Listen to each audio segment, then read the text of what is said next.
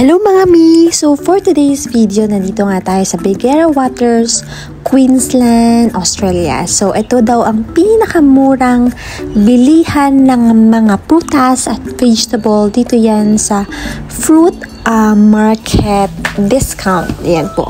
Under sa Harbour Town. So, makikita natin, open sila ng 7 days a week.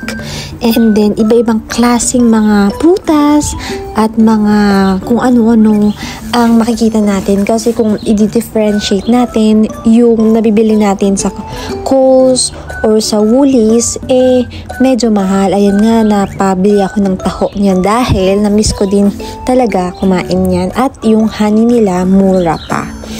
Anyway, ayan, marami din silang mga options. Ayan, ang haba nga na po ng pila dahil mura nga i-compare sa ibang grocery. Ayan, most of naman kompleto sila. At yung iba po is per box na nasusold. Yung kung i-compare is talagang much cheaper. So, I think sa farm talaga ito galing. Natakam nga kami. Kaso, hindi naman namin makakain at baka naman ma-overripe dahil bumiyahe pa po kami. Babiyahe pa po kami pabalik sa Sydney dahil ito pong Queensland medyo malayo po sa Sydney. Ito nga po at gustong-gusto namin itong mangga kasi sa grocery na sa amin na Woolies or Coles malapit sa amin per piece ang bayaran. Siguro nasa $3 isa niyan. Kaya talagang bumili kami ng 2 bucket or I think iso, ganyan. Yan. So anyway, kung nandiyan po kayo nakatira sa Queensland or trying to move, ayan, i-bucket list nyo na din to at sulit naman ito katulad niyan per box ang bayad.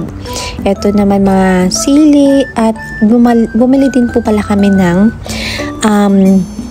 luya kasi ang mahal ng luya dito parang nasa 20 per kilo. Nakakaiyak. So ayun na nga, ayan na siya. Ayun, diba nakita natin at syempre hindi mawawala ang talong. Ayan, per bag diba $9 lang.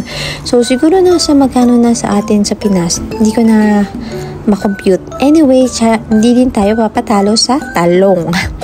Ayan ang pangalan, fruit market discount. Ayan siya. Ayan, ang daming tao. So, umaga kami pumunta niyan ha. Pero, madami na talaga siyang tao. Ito nga ikakaiba. Ang laki ng peras po ata yan o peach. Ayan, kami ng box kasi libre.